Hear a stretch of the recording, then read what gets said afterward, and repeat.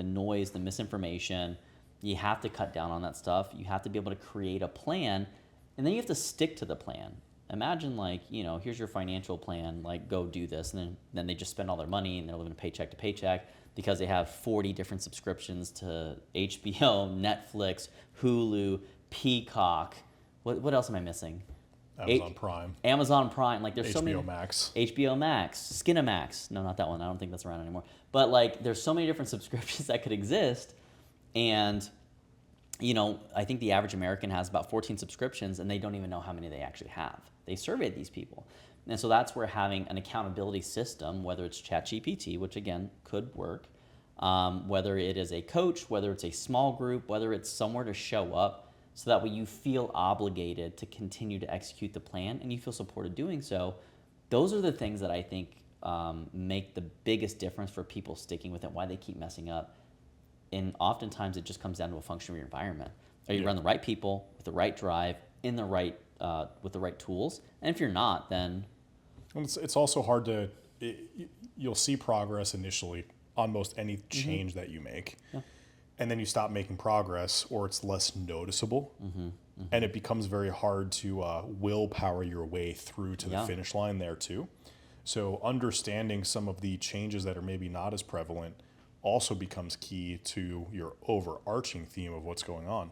The whole iceberg idea where you only see a little bit, but you see there's a lot below the water. There is a lot to be said for putting in the reps. And I showed my buddy, I was like, here's my last 2 years of my weight gain. You see my weight go up, my weight go down, my weight go up, my weight go down. I go, but here's my fat loss. And you just see continual steady down in fat loss. And he's like, oh yeah, that's what I want. I'm like, okay, you might have to gain some weight then. He's like, but why? And I tell him and this and that and everything. And he's like, oh yeah, well, muscle weighs more than fat. I'm like, nah, the statement itself is false, but I know what you mean. I go, 1 pound of muscle is the same as 1 pound of fat in terms of weight. But 1 pound of muscle is a lot less size than 1 pound of fat. And that's what you're trying to hint at. He's like, oh yeah, okay, blah, blah, blah. So it's also one of those things that we just don't know what we don't know. And as a normal consumer, that becomes the issue where what is the next best thing? What are we truly working on? Is it as visible to yourself of just looking in the mirror or jumping on a scale? Those things aren't always there. And you also have to have seasons of what you're working on. If you're always working on weight and fat loss, eventually you're going to stall. So. Yeah. I mean, when we think about in a conservative deficit, I don't think I finished this thought earlier as I say this out loud, ADHD rabbit hole.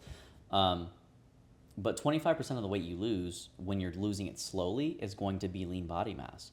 That means that every pound you lose, 75% of that, or 0.75 pounds, is going to be body fat, and 0.25 pounds is, let's just say, muscle, because it's easier to understand than lean body mass, right? So now what we see is that over time, let's say you lose 10 pounds.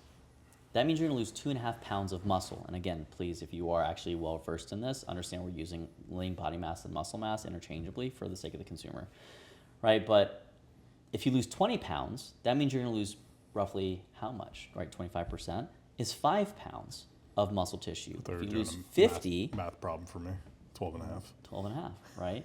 And so when we start doing this, though, it starts to draw out the eventuality of, let's say you lose your 50-pound weight goal, and you go from 180 to 150. That means now you've lost 40 pounds of fat, which 180 is... 130. I'm sorry, yes, thank you. Okay. Thought you were messing with me. No. I was thinking about the numbers on the back end. But you lost 40 pounds of body fat and you lost 10 pounds of muscle. Now what happens when you stop losing weight? Well, most people will go back to doing the thing that they were doing in the first place, which is why they don't have a long-term plan. You can have anything you want, you just have to sequence it appropriately.